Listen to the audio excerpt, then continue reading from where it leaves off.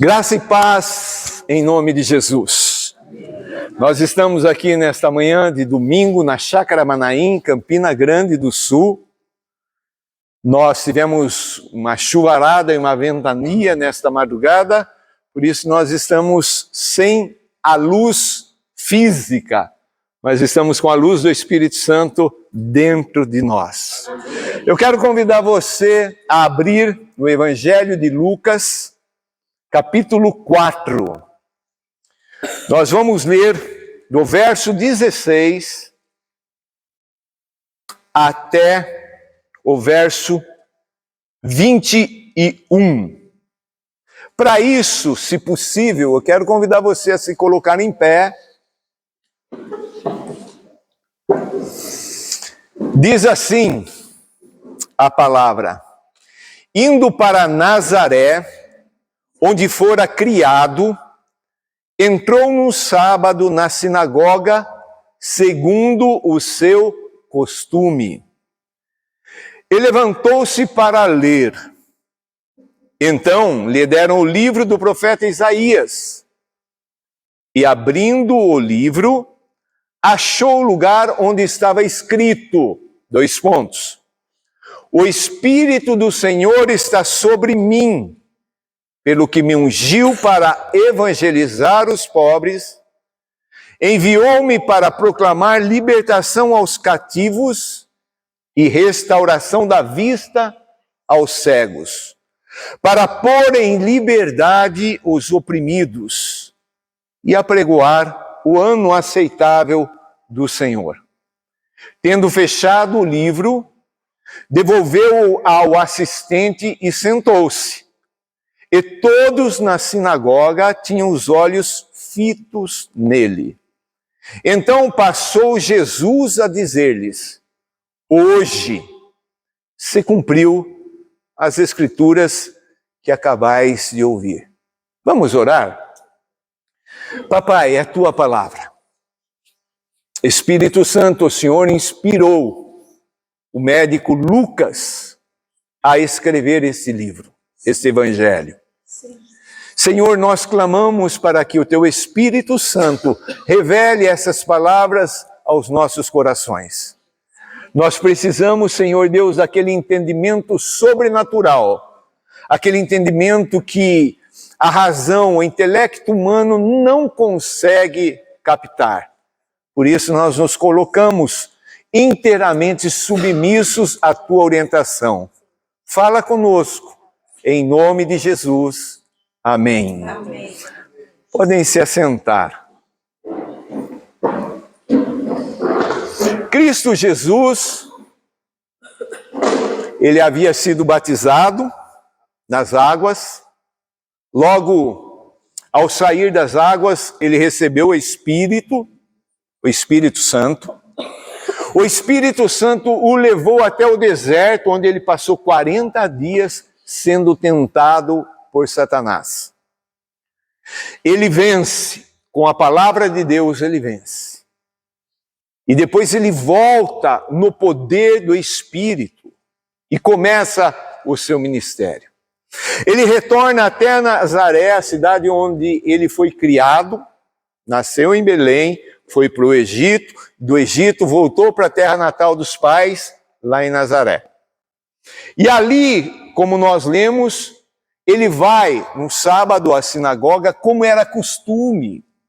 Jesus tinha esse maravilhoso costume de frequentar as reuniões, coisa tremenda, não é? E começa dizendo que ele foi no poder do Espírito Santo, no poder do Espírito.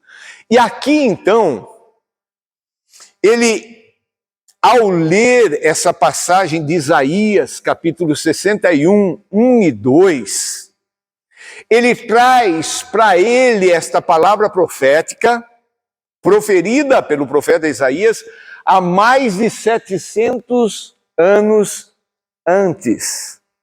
E ele diz: esta palavra se cumpre hoje. Coisa tremenda, coisa maravilhosa.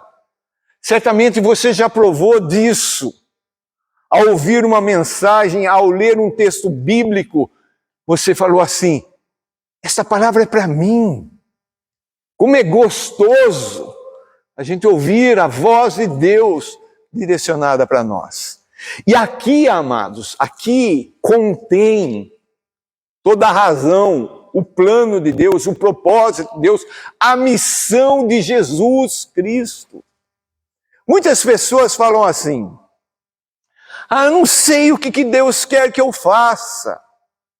Vivemos em dias onde a igreja de Jesus, as denominações, estão se perdendo entre planos, projetos, propósitos, estratégias. E o que a gente mais ouve da liderança é: a visão da minha igreja é esta, a visão, como se tivessem muitas visões. Nós não podemos fugir da palavra. Eu me lembro que há muitos anos atrás, quando a igreja brasileira, você sabe que a igreja brasileira, nós temos o costume de olhar para a igreja americana e copiar tudo. O que acontece lá, depois a gente vai e copia, vai e copia. E aí então eu estava numa reunião de pastores, muitos pastores, uma igreja grande lá em Curitiba. E aí então foi apresentado algumas coisas, algumas, entre aspas, novidades. Como igreja a gente tem que ter uma frase que vai determinar a visão da igreja. E você tem que ter um lema, e você isso, e você aquilo. E a gente dividiu em grupos para a gente escolher uma frase que fosse mostrar a realidade da visão da nossa igreja local. E eu me lembro que eu peguei esses versículos: o Espírito do Senhor está sobre mim. Aí quando foi feita a avaliação, falaram: não, essa frase não pode ser da Bíblia, não pode ser versículo da Bíblia. Para mim tudo tem que ser da Bíblia, não é? E falaram: é muito grande. Grande, a Bíblia de Gênesis e Apocalipse é suficiente, mas a gente não pode falar: esse versículo é muito grande, isso é muito... Não, é palavra de Deus. Toda a palavra de Deus é inspirada pelo Espírito Santo. Eu sei que ninguém aceitou, mas eu continuei firme ali. E o que eu quero propor para você, igreja que se reúne nesse lugar, é de fazermos a missão de Jesus a nossa missão. Por quê? Jesus veio e Jesus fez para a gente aprender com Ele. Não é para a gente criar, inventar um monte de coisa, é para a gente imitar a Jesus. Aquilo que Jesus fez, eu tenho que fazer. Jesus, Ele disse: assim como o Pai me enviou, eu envio vocês. Então, tudo aquilo que Jesus fez, eu tenho que fazer. Amém? Vamos fazer assim, amados? Vamos descomplicar. Vamos obedecer aqui a ordem de Jesus Cristo. Bom, o que nós aprendemos nesse texto? A primeira coisa que nós aprendemos é a fonte da missão. Qual que é a fonte? Aonde eu tenho que buscar energia, poder, graça para poder fazer o que Jesus fez? Então vamos lá.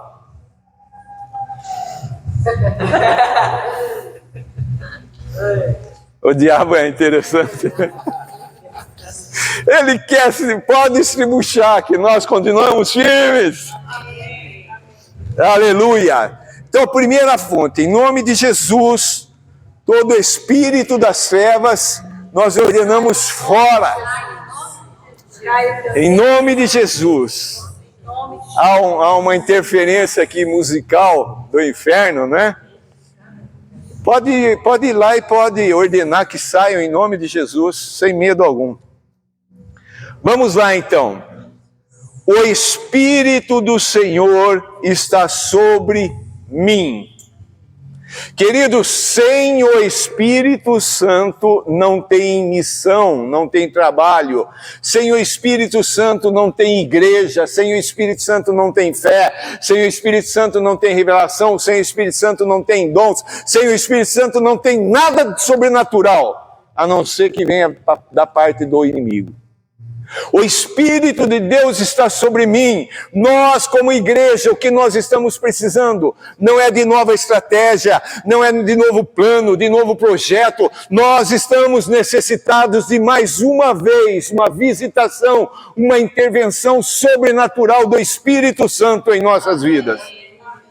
Jesus, até os 30 anos, nós não vemos ele realizando nada sobrenatural, mas depois que ele foi batizado, o Espírito Santo veio sobre ele e ele começou a missão dele. Amém. E ele disse para os discípulos apóstolos: esperem em Jerusalém, até do alto vocês receberem poder. Até do alto receberem a promessa, até do alto receberem o Espírito Santo. Amém. A fonte da missão é o Espírito de Deus.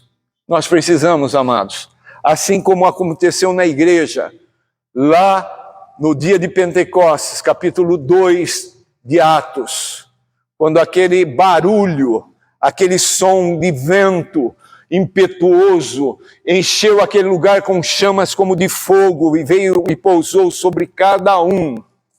Nós precisamos desse poder do Espírito Santo. Amém? Eu sei que alguns aqui já viveram nesse poder, mas eu queria perguntar, e hoje? E hoje? Qual poder? Em nome de quem a gente está agindo? Quando a gente tenta fazer a obra de Deus na força da nossa carne, a gente se frustra. É terrível. É horrível. Você faz, chega ali, olha para trás, não tem resultado. Mas Pedro, quando se levantou, depois de receber o poder do Espírito Santo, o que aconteceu? Ele pregou uma mensagem. E cerca de 3.000 pessoas se converteram. Amém. Nós precisamos do Espírito Santo, amados. Amém. Nós precisamos do Espírito Santo. Nós precisamos olhar para esse texto e falar: Jesus, o Senhor começou a ministrar quando o Senhor foi cheio do Espírito Santo. Eu preciso ser cheio do Espírito Santo. Amém. Ser cheio do Espírito Santo. E aqui também nós vemos que o Espírito Santo ungiu, pelo que me ungiu. As mulheres sabem o que é untar uma panela, né? Uma forma. Hã? Isso. Nós homens, né? É pegar a manteiga, a margarina, o azeite, né? E esparramar sem dó. É bom ter um pouquinho do Espírito Santo, mas Deus quer untar-nos com o Espírito Santo, encharcar-nos com o Espírito Santo, ungir-nos do Espírito Santo. E não tem como falar de unção sem lembrar do falecido reverendo Antônio Elias. Ele, no sermão de prova, no seminário, ele pregou e a avaliação que o pastor, professor de homilética, né, de pregação fez. Você usou um bom tema, fez uma boa introdução, dividiu bem o texto, usou uma boa ilustração, mas faltou unção. E ele ficou com aquilo na cabeça, faltou unção, o que é isso? Aí ele foi para o campo missionário, um campo que enterrava pastores, enterrava ministério, não ia nada para frente. E ele conta que um dia ele estava pregando quando ele viu e sentiu e viveu a unção do Espírito Santo, que mudou o ministério dele. Amém. E aí perguntavam para ele, né, Dona Maria, o que é unção? E ele falava, uns são, outros não. Nós precisamos desesperadamente dessa unção do Espírito Santo. Evangelizar sem o Espírito Santo é horrível. Você fala de cá, a pessoa rebate de lá. E muitas vezes a pessoa sai achando que venceu o debate. Muitas vezes venceu mesmo. Mas quando a gente tem a unção do Espírito Santo, quando vem a palavra profética, quando vem a revelação, quando vem a palavra de conhecimento, você fala, você olha para a pessoa, os olhos já se enchem de lágrimas, porque o Espírito Santo está trabalhando ali. Aqueles que são missionários aqui, nós precisamos dessa unção. Porque senão a gente vai para o campo e a gente se desgasta. Como a gente vê missionário voltando do campo assim, ó, em frangalhos, porque tenta fazer na força da carne. Não dá certo. Mas quando a gente tem essa comunhão com o Espírito Santo, essa unção do Espírito Santo, as coisas fluem. É maravilhoso. Já ouviu o pastor, pregador, seja lá quem for, falando assim, é difícil ser crente. É difícil a obra. Eu estou que não aguento mais. E estão tendo clínicas, estão buscando profissionais aí do mundo, fazendo terapias, porque estão acabados. Porque estão tentando fazer na própria força. Quando a gente deixa o Espírito Santo agir, primeiro a ser beneficiário somos nós mesmos. A gente volta com alegria, com poder, com graça. Foi bênção. O físico eu estou cansado, mas a minha alma está refeita. O meu espírito está vibrando, porque Deus está trabalhando. Unção do Espírito Santo. Para fazer o quê?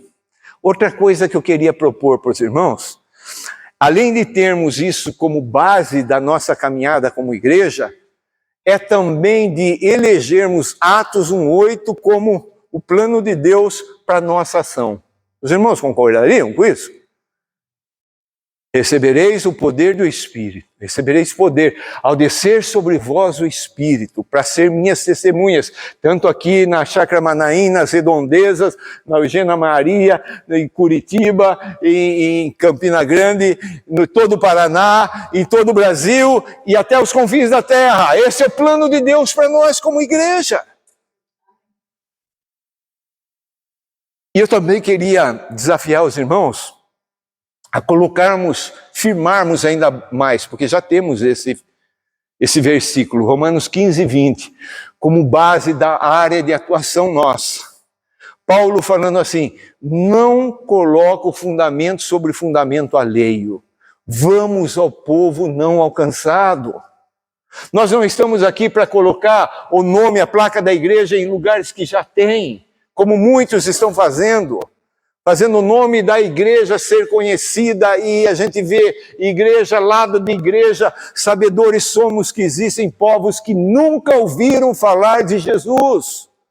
Então, se tivermos como igreja a missão de Jesus, o poder de Jesus, o campo que Jesus nos manda, e o coração como o de Paulo, de ir aonde não tem o evangelho, nós seremos uma igreja bíblica. Os irmãos concordam de ser essa igreja? Amém. Não precisamos das estratégias. Vamos pintar de preto, vamos pôr luz para atrair, não precisamos nada disso, nós precisamos do poder do Espírito Santo. Amém? Amém? Vamos descomplicar tudo. Vamos ser igreja que verdadeiramente são pessoas e não projetos, planos locais. A segunda coisa que nós vemos aqui é que o Espírito Santo ungiu Jesus com uma finalidade, um trabalho. Missão significa trabalho. Qual é o trabalho? Primeiro, evangelizar os pobres. E aqui a gente coloca pobre de espírito, rico que é pobre, e coloca todas aquelas pessoas que sentem a necessidade de algo mais nessa vida. Porque está cheio de gente milionário que é pobre. Não é? Pobre, evangelizar. O que é evangelizar? É contar a eles a boa notícia. Qual que é a boa notícia? Jesus morreu e já pagou a sua dívida. As pessoas estão carregando fardos. Mas a gente tem que falar para elas, vocês não precisam mais carregar esses fardos, porque Jesus já pagou. É contar para as pessoas que lá na cruz do Calvário, Jesus venceu. Jesus esmagou a cabeça do diabo. É contar para as pessoas que dá para viver aqui no planeta Terra de maneira, como fala hoje, joinha, legal. Não é esse, Ai, não dá, não aguento mais, que faz. Não! É acordar cada manhã e falar assim, este é o dia que o Senhor nos fez, alegremos-nos e regozijemos-nos nele. A vida tem que ser uma alegria. E só é para quem conhece essa boa notícia. Nós já sabemos o resultado. A Bíblia já mostra para nós que estamos esperando o presente, o prêmio, o galardão lá no fim, porque somos mais do que vencedores. Então, a primeira coisa, evangelizar. Segunda coisa, enviou-me para proclamar libertação aos cativos. Libertação, proclamar. Alô, proclamando libertação. Quem quer ser liberto? É possível em Cristo Jesus. Isso é proclamar. As pessoas estão aprisionadas, cativos. Fala de prisioneiro. Tem gente que está prisioneiro de vício, não é? De vício. A falsa religiosidade chega e fala assim, você vai para o inferno, você entender. O evangelho chega assim, em Cristo Jesus você pode ser liberto, cara. O prisioneiro, tem gente que está prisioneiro de dinheiro. Tem que trabalhar, tem que trabalhar. Mas não ser escravo, tem gente que é escravo da família. O que a gente mais ouve falando hoje? Meu bem maior é família. Meu é família, é família. É Jesus. Se não for Jesus na família, desculpa de falar, mas a sua família é uma porcaria, é uma droga. Porque não é a família o bem maior é Cristo Jesus na família. Faz toda a diferença. Que coisa tremenda. Libertação. Hoje as pessoas, tem gente que está prisioneiro, por exemplo, a diversão. Nós vivemos no tempo da diversão. Nós somos os mais antigos, né? Pensando em mais velhos, como o seu Onésimo, o Sidney. Né? Vem de uma geração que era trabalho. Não era trabalho? Tem que trabalhar. A geração hoje é a geração da diversão. Tem que passear, tem que ir lá, tem que comer em tal lugar, tem que se divertir, tem que isso. Queridos, acaba se tornando prisioneiro disso aí. Prisioneiro. Não vê a hora de sair um filme porque tem que ir lá assistir o filme. Fica prisioneiro daquilo. E comida? Já viu alguém prisioneiro de comida? Ai, estou morrendo de fome. Comeu há meia hora atrás. Você acha que uma pessoa que comeu há meia hora atrás sabe o que é fome? Já passou fome? Fome é quando dói. Quando a fome é tão grande, a pessoa não consegue nem comer. E a pessoa fica prisioneiro. Ai, não tenho isso, não tenho aquilo. Prisão.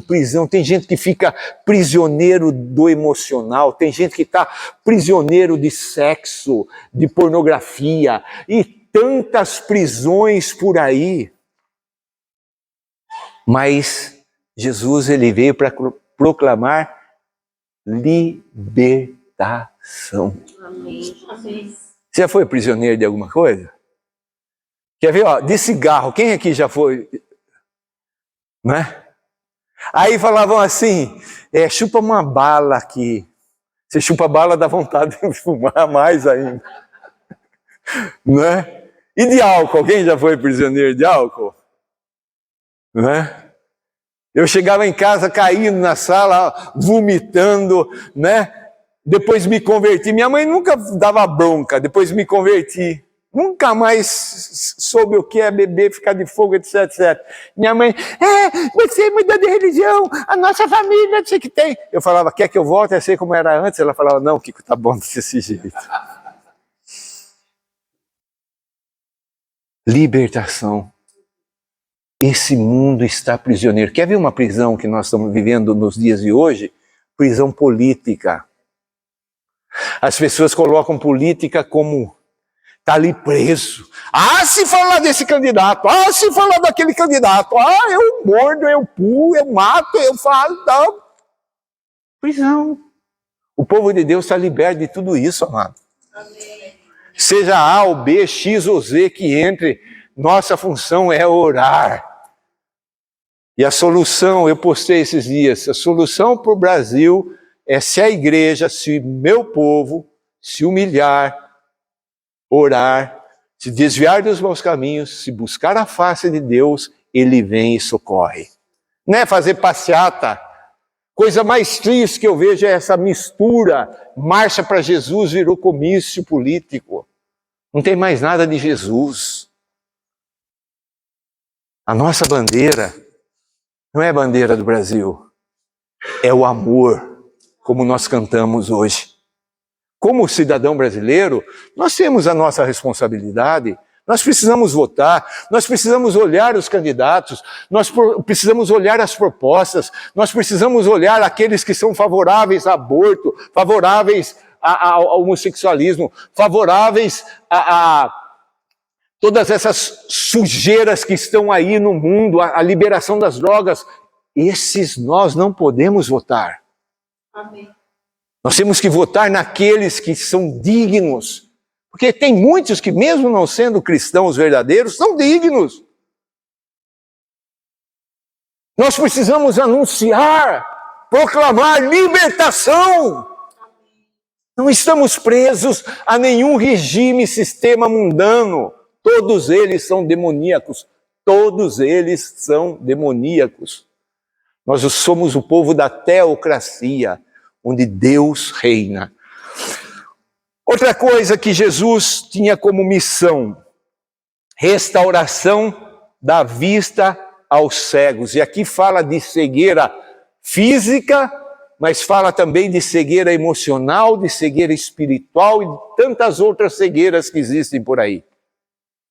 Há um ditado que fala, né? O pior cego é aquele que não quer ver. Você mostra para a pessoa, está aqui, a pessoa fala, não é assim não. O diabo, ele cega as pessoas, ele cega o entendimento das pessoas. Jesus, ele veio para trazer restauração da vista aos cegos. Você que usa óculos, né? Você tem assim uma noção, né? Por exemplo, eu tiro o óculos assim e vê tudo assim, ó. Não é? E se eu fechar esse olho, então daí que eu não vejo nada. Mas quando eu coloco o óculos, né? O óculos é o instrumento que faz com que eu possa ver, ter uma visão normal. O Evangelho de Cristo Jesus é esse óculos que a humanidade precisa para poder enxergar a vida verdadeiramente como ela é, para entender o mundo espiritual. Há uma batalha acontecendo agora, aqui nesse lugar, onde o inferno, nas regiões celestiais, eles querem matar você, destruir você, a tua casa, a tua família, a tua alegria, a tua paz. Ele quer arrebentar com você. E muitos não estão vendo isso. Muitos maridos estão ali num ringue de UFC ou MMA, acho que é isso, né? Contra a sua própria esposa. E o diabo está lá como juiz, batendo o sininho, tim, primeiro round, e ele está incentivando, marido deu um soco na esposa, a esposa deu um pontapé no marido, e ele está lá, vamos. E os casais estão cegos, existem pais lutando contra filhos, filhos lutando contra os pais, e quem está por trás incentivando é o inferno. E as pessoas não enxergam. Por isso que nós precisamos entender que Jesus veio para restaurar a nossa visão. Que a gente não só enxergue o natural. Porque no natural é legal o jovenzinho fumar um baseado. Ele está no meio do pessoal. Mas no espiritual são demônios que estão por trás, acendendo aquele baseado, aquela droga, falando, é legal, vai, fuma, vai, faz isso, faz aquilo. E nós precisamos pregar em nome de Jesus, para que caia essa cegueira. A minha filha esses dias perguntou, né, a sensação de fumar. Que coisa mais ridícula, idiota do que isso? Um ser que se diz racional, pegar um negocinho assim e puxar fumaça. Você já viu o pulmão de quem fuma? coisa mais absurda, e cheia de fumaça, de nicotina, aquilo fica podre. Mas é bonito, é legal. Fora o cheiro que fica. Fora o cheiro.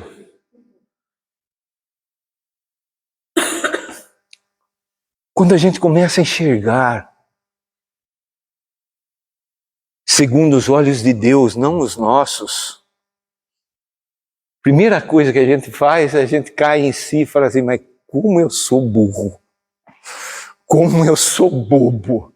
A minha mãe falava para o meu pai, isso aí é queimar dinheiro, não é questão do cigarro.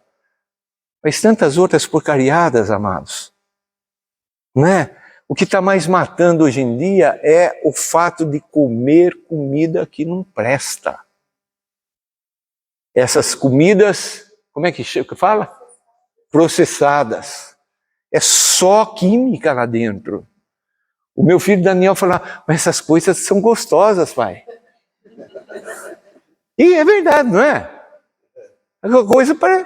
Por quê? A nossa carne, a nossa velha natureza gosta dessas coisas. Bom, vamos passar para outro ponto. Pôr em liberdade os oprimidos. O que é oprimido? É aquela pessoa que está quebrada. É aquela pessoa que está partida em pedaços. Já chegou nesse? Estou arrebentado. Estou em frangalhos. Não é assim que a gente fala? Parece que está tudo desconjuntado.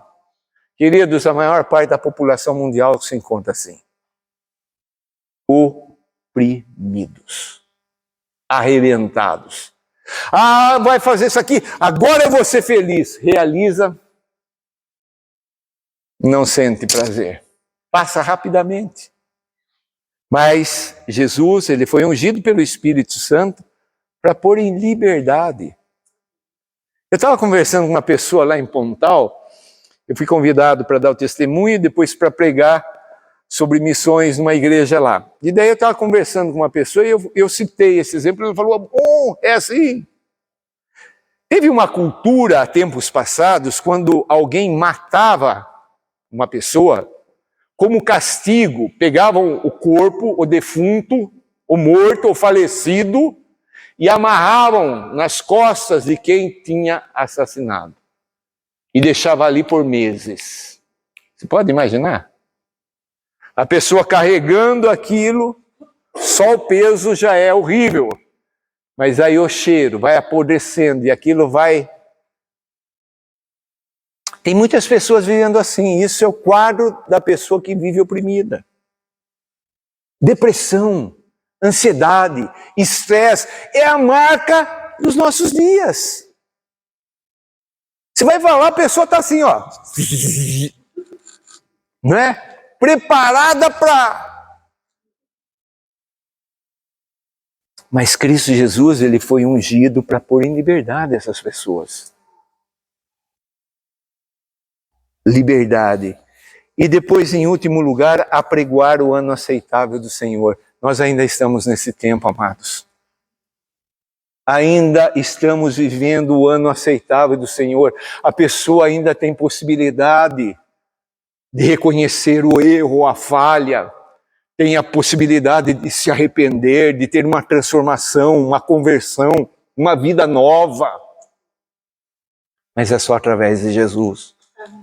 Não tem outra maneira. E Jesus veio para pregoar isso. Ele veio para trazer salvação para nós. E nós temos que entender que essa missão de Jesus é a nossa missão. O público, olha o público de Jesus. Primeiro, evangelizar quem? Os pobres. Segundo, os cativos. Terceiro, os cegos. Quarto, os oprimidos. Esse é o nosso trabalho, esse é o trabalho da igreja.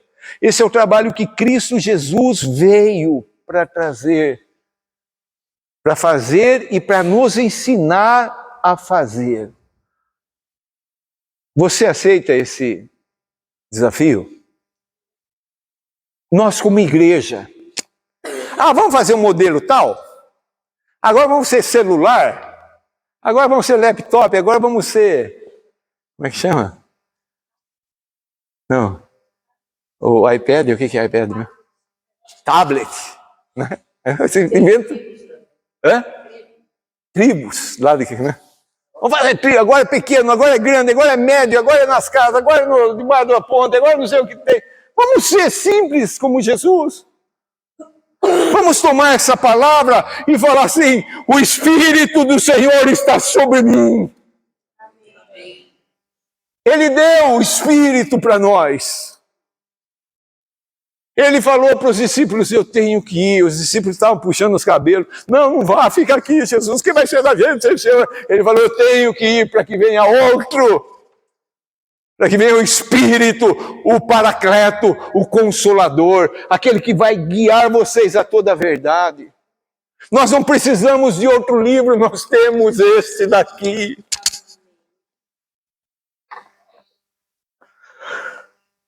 Conta uma parábola que havia numa praia um grupo de pessoas que se reuniu e ali, naquele mar, tinham muitos acidentes, muitos naufrágios. Aí um grupo se reuniu para começar a salvar aqueles que se afogavam e etc, etc.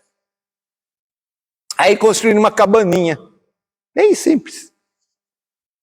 Aí ficavam sabendo, tal estiado, tal lugar, um barquinho do pescador, isso, aquilo, e eles iam lá e salvavam um, morria outro, e faziam, e aquilo se tornou muito conhecido. E aquelas pessoas que foram salvas começaram a ir naquela cabaninha, né? Fazer reunião ali na cabaninha.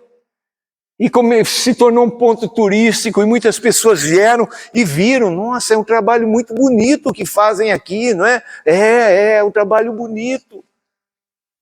Mas nessa cabaninha, vamos construir um lugar melhor, e construir uma torre.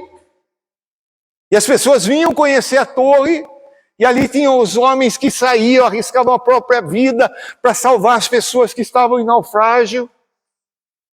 E daí as pessoas que eles salvavam, eles traziam ali para recuperação. Agora não é mais uma cabaninha, é uma torre bonitinha. Só que o pessoal ali, né? Mas traz esse pessoal pescador, tudo sujo, a gente construiu isso aqui tão bonitinho, e começaram a ficar meio assim, não.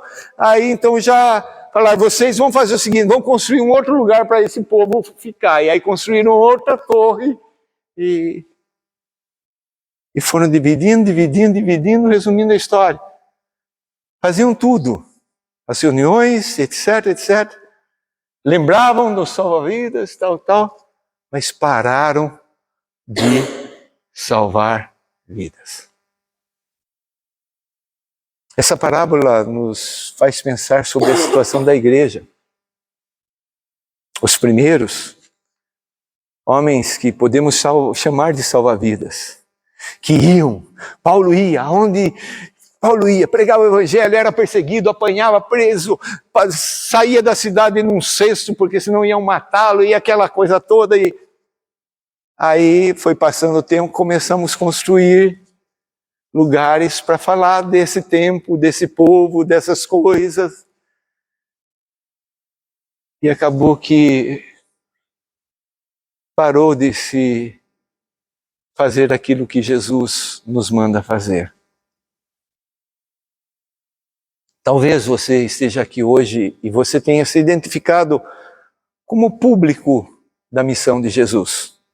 Talvez você falou assim: eu sou esse pobre que precisa ser evangelizado. Talvez você pensou assim: eu sou esse que está precisando dessa libertação, eu sou esse que está cego, eu sou esse que estou vivendo oprimido, eu sou esse que preciso que haja o sobrenatural de Deus transformando a minha vida. Eu quero dizer para você que é só Jesus que pode fazer isso. Talvez você chegou aqui e você fala assim: não, mas eu já fui liberto por Jesus, eu já estou enxergando o mundo espiritual, mas falta poder. Eu vou evangelizar, a pessoa dá risada na minha cara. Eu falo de Jesus, a pessoa não quer saber. Eu estou precisando do poder, da plenitude do Espírito Santo na minha vida. Talvez você chegou aqui hoje e você sabe que todos nós temos uma missão. Nós não estamos aqui por acaso. Talvez você nem saiba qual a missão. Ouvindo a missão de Jesus, se você é cristão, você tem que pensar, a missão de Jesus é a minha missão. O que Jesus fez é o que eu tenho que fazer. Jesus disse, assim como o Pai me enviou, eu envio a você. Mas talvez você tenha esquecido de algumas coisas aqui. Sabe, quando Jesus Cristo acabou de ler, ele sentou, diferente da gente que a gente fica em pé para pregar, né? Ele sentou, fechou o livro, e o livro não era dessa forma como é hoje, né? Eram rolos, por isso Jesus teve que procurar essa passagem, porque ele queria pregar sobre esta passagem. E depois, quando ele acaba de pregar, ele fala assim, hoje se cumpriu as Escrituras. É ele que foi ungido. Aí a gente pode falar assim, aí todo mundo bateu palma. Não. Aí quiseram matar Jesus. Levaram Jesus até um penhasco. E quiseram jogar Jesus. Mas no verso 30 diz, Jesus, porém, passando por eles, retirou-se. Ninguém podia tocar em Jesus. Ninguém pode tocar em você, meu amado. Jesus se entregou. Chega o tempo certo. Nada vai acontecer. Se estivermos andando dentro do plano, do propósito de Deus, nada vai acontecer conosco. É quando Deus determinar. Chegou o tempo. Aí não adianta. Aí pode Angelina Caron, pode que chegou o tempo, chegou o tempo. Esse poder do Espírito Santo falta para a igreja hoje. Eu quero convidar, se você está aqui hoje e você ainda não fez uma decisão por Jesus, talvez você até fale, não, eu já sou cristão, mas se você não está fazendo o que Jesus fez, você não é cristão. Cristão é o pequeno Cristo. O discípulo, o aprendiz, o aluno, é aquele que faz o que o mestre, o professor ensinou a fazer, senão não é. Você pode falar, eu sou cristão, mas não é. Eu vou para o céu, mas não vai. Eu preciso entender que para ser cristão, eu tenho que viver como Cristo Jesus viveu. E como ele viveu? O Espírito do Senhor está sobre mim pelo que me ungiu. E aí vem a tarefa que Jesus cumpriu, que ele espera que a gente cumpra. Ele foi assunto elevado aos céus, e quem dá prosseguimento somos nós. Somos nós. Fazer o quê? Fazer isso que Jesus fez. Aonde? Todo mundo, a toda criatura. Se como igreja nós entendermos isso, e buscarmos orientação, buscarmos o poder de Deus para viver isso, aí nós vamos ser uma igreja 100% bíblica. Você quer isso? Você que está aqui, que não teve ainda uma experiência com o sobrenatural de Deus. A gente aprende a viver na limitação, no natural. Parece que é assim mesmo, mas existe o sobrenatural de Deus. Eu não sei se eu conto o negócio da chave lá de casa. Em tudo, a gente pode provar o sobrenatural de Deus em tudo. Sidney, colocamos uma porta nova na lavanderia lá embaixo. Sara subiu com a chave, entregou para mim e a chave subiu. Os pedreiros não puderam pôr a soleira porque não tem como abrir a porta. Acho que passou de um mês isso. E a gente orando, e orando, procurando. Bolso, tudo. Sabe quando você procura em tudo? Igual a tia Maria Marzão. Em algum lugar está, né? E orando. Aí quando foi na sexta-feira? Acho que sexta-feira. É. Cid, no móvel onde eu coloco a carteira, onde a gente deixa as coisas, tudo.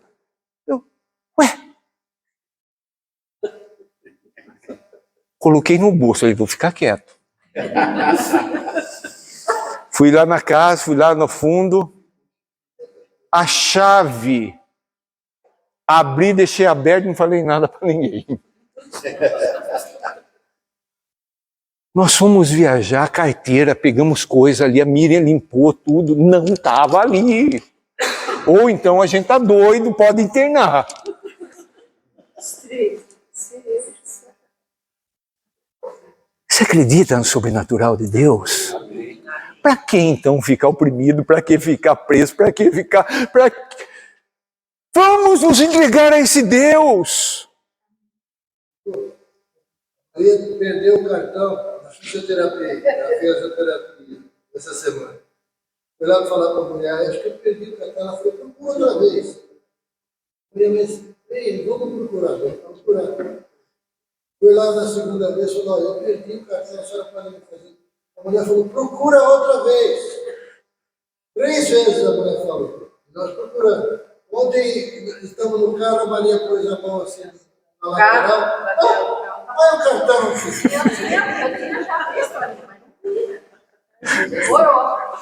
Queridos, a melhor coisa do mundo, aquilo que mais gera prazer na gente, é viver esse sobrenatural de Deus. É viver nessa dimensão e que o mundo todo fala, não vai dar, não vai dar, não vai dar, e você fala, vai dar, e dá.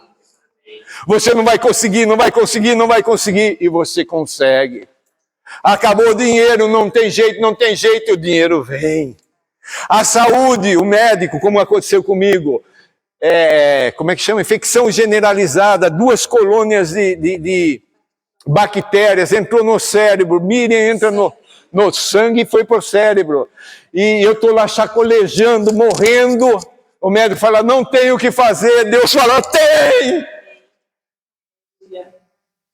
Esse sobrenatural de Deus que é maravilhoso. E é isso que o mundo está procurando. Tinha uma bactéria chamada endocardite no coração. Eu tinha 3 pontos aqui e uma mamária esquerda. Falou, não sei o que. Pode esquecer. Eu disse, cura. Medicina nuclear. Vai ter que tomar uma vacina. Não pode, porque senão vai dar câncer. Vai ser medicina nuclear. Era exame. Ninguém descobriu o que era essa endocardite. Eu não tinha visto falar que era endocardite. Vamos fazer uma... Viu que essas veias são entupidas? Aquele exame. Angioplastia. Cateterismo. Terminei no domingo. Segunda-feira fui fazer. Fez. Não posso fazer. Não cardiologista. Tenho uma endocardite. Bactéria no coração. Só descobri porque eu pedi um amigo.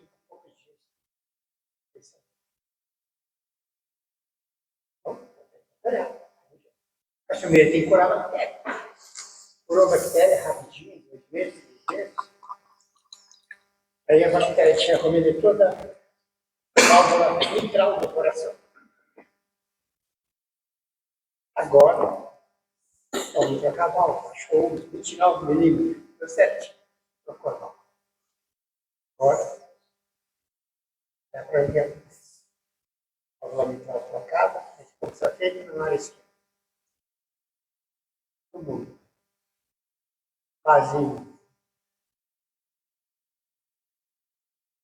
Quase 10 anos. Acho que foi 2006. 21 anos. Amém. Está aqui louvando, adorando o Senhor, lavado e purificado pelo sangue do Cordeiro. Se não fosse isso, você estaria lá no... Não é? Amém. Você que está aqui, o seu Raimundo, faça essa decisão por Jesus. É simples. Você é dono da sua vida. Você é responsável pela tua decisão. Mas eu aconselho você a falar para Jesus o seguinte: Jesus, eu entrego a minha vida em tuas mãos. Convida Jesus para entrar na sua vida. Eu quero convidar você, que faz parte dessa igreja local, primeiro desafiá-lo e ver se há concordância entre nós. Vamos fazer desse texto a base nossa como igreja. Os irmãos concordam em nome de Jesus? É toda a Bíblia, sim, é toda a Bíblia. Mas especificamente a missão de Jesus sendo a nossa missão como igreja. Então, se você quer viver isso, eu vou ler isso aqui, você vai repetir comigo. Assim como Jesus disse, hoje se cumpriu essa escritura, nesta manhã nós vamos exercitar a fé dizendo a mesma coisa que Jesus disse. Hoje se cumpriu essa escritura. Então, se você quer fazer parte dessa igreja, desse plano de igreja, eu quero convidar você a se colocar em pé, em nome de Jesus.